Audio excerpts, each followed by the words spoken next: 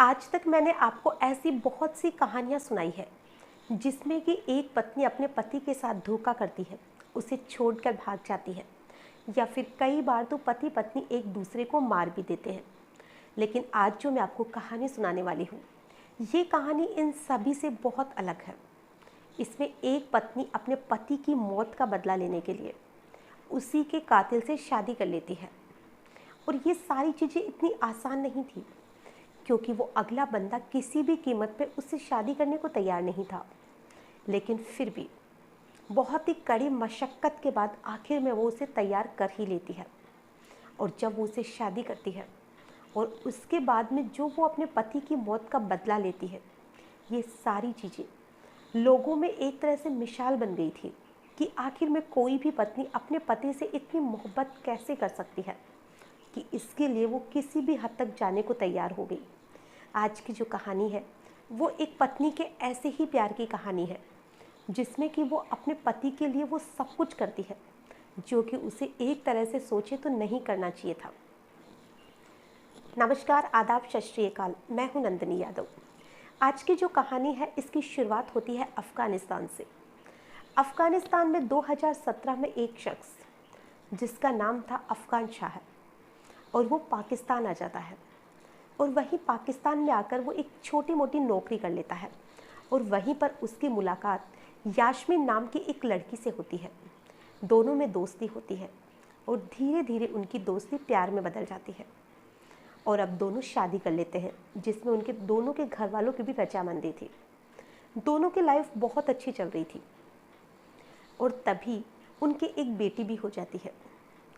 अब जो अफ़गान शाह था वो काम के सिलसिले में बाजोर छोड़कर दूसरी जगह रहने लग जाता है, और वो वहीं पर हफ्ते 2 हफ्ते में अपने घर भी आया करता था।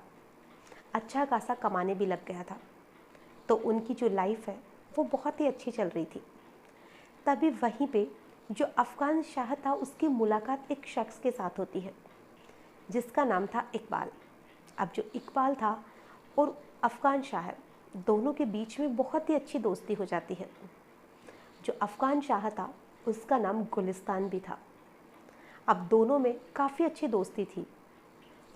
अब इधर जो अफ़गान शाह था वो अपने दोस्त पे हद से ज़्यादा विश्वास करता था, और वो जो भी पैसे कमाता था वो सेविंग करने के लिए अपने दोस्त को ही दिया करता था कि मुझे जब भी ज़रूरत पड़ेगी मैं तुमसे ले लूँगा।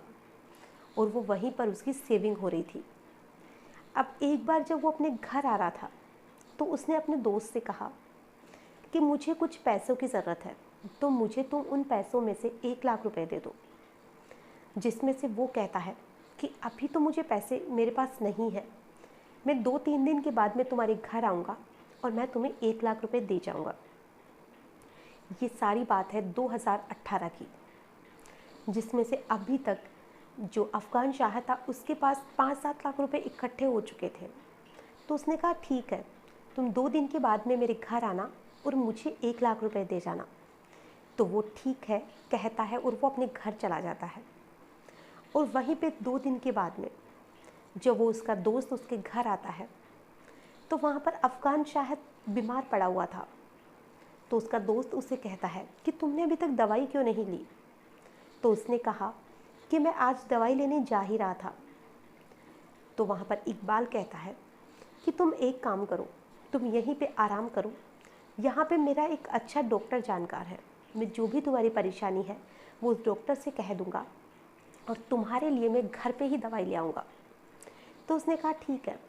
इधर अब इकबाल डॉक्टर के पास जाता है, तो वहाँ पर डॉक्टर से वो 2 इंजेक्शन लेके आता है। अब वो किसी डॉक्टर से लाता है या वो किसी और से लाता है ये तो किसी को नहीं पता था।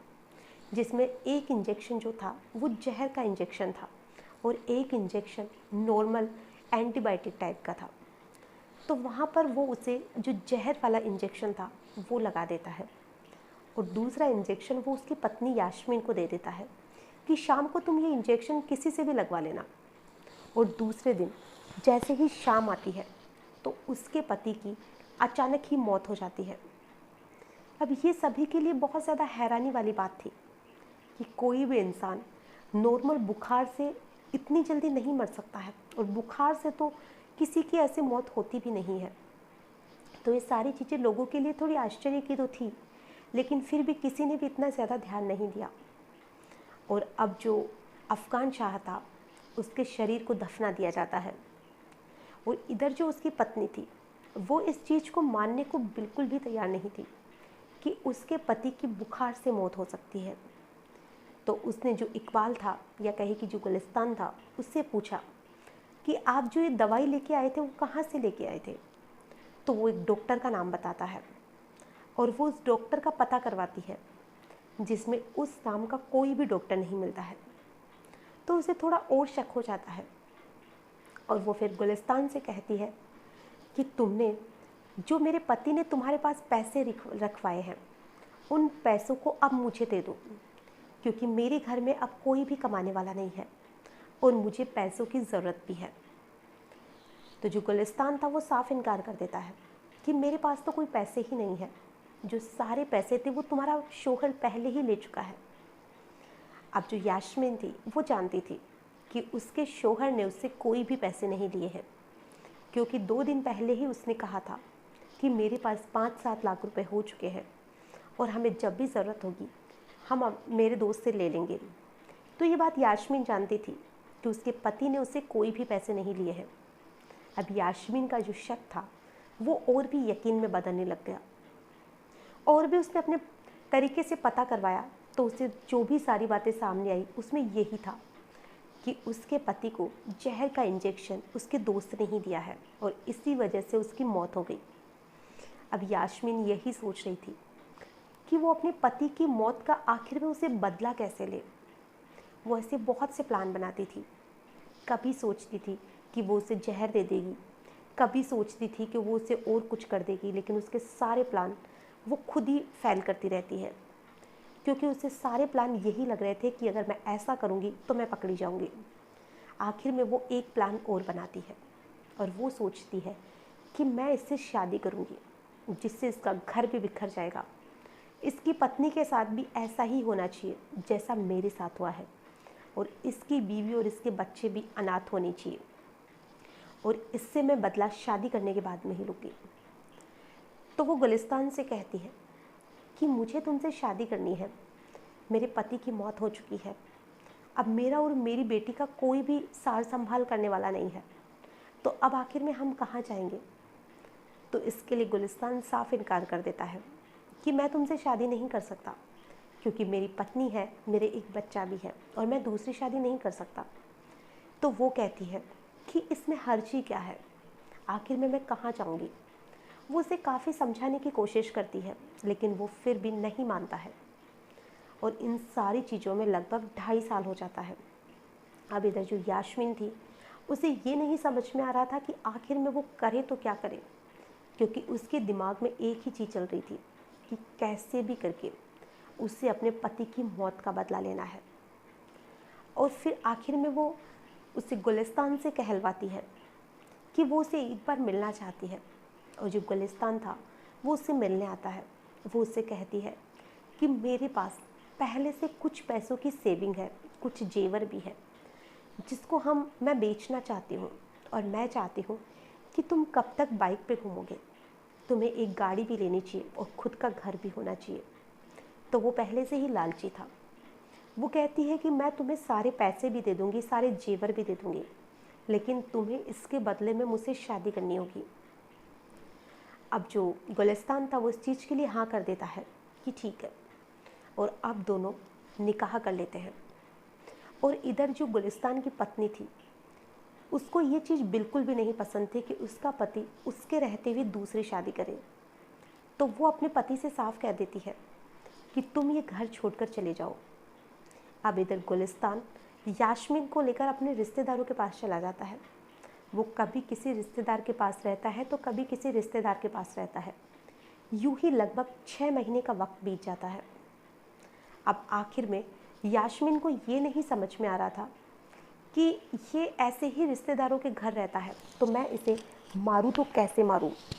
तो वो उसे कहती है कि हम कब तक यूं ही भटकते रहेंगे, हमें कोई ना कोई मकान तो लेना ही होगा, और मेरे पास पैसे हैं तो हम खुद का घर भी ले सकते हैं और गाड़ी भी ले सकते हैं, लेकिन पहले हम किराए के घर में रहना शुरू करते हैं, तब तक हम कोई भी खुद का मकान खरीदने के लिए कोशिश करते रहेंगे कि जैसे ही हमें अच्छा घर मिला हम घर ले लेंगे।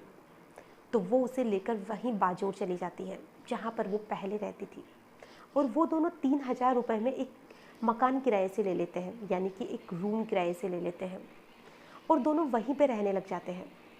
उन दोनों को रहते हुए लगभग 7-8 दिन ही हुआ था कि यास्मीन अपने शोहर से कहती है कि मैं घर पे अकेली रहती हूँ, क्या पता कभी कोई चोर डकैत आ जाए, मेरे पास पैसे भी है, ज्वेलरी भी है, तो कोई ऐसे मुझे मार सकता है, तो मुझे एक बंदूक चाहिए खुद की हिफाजत के लिए। तो जो उसका शोहर था वो उस चीज़ के लिए हाँ कर देता है, और वो उसे कहती है कि तुम एक बंदूक लाकर मुझे दे दो जिससे मैं उसे घर पे ही रखूँगी। तो वो उसे एक बंदूक 13,500 रुपये में ख़रीद कर दे देता है, और वो उसी से सीखती है कि इसे कैसे चलाना है, कैसे इसे काम में लिया जाता है, और वो उसे सारी चीज़ें सिखा देता है।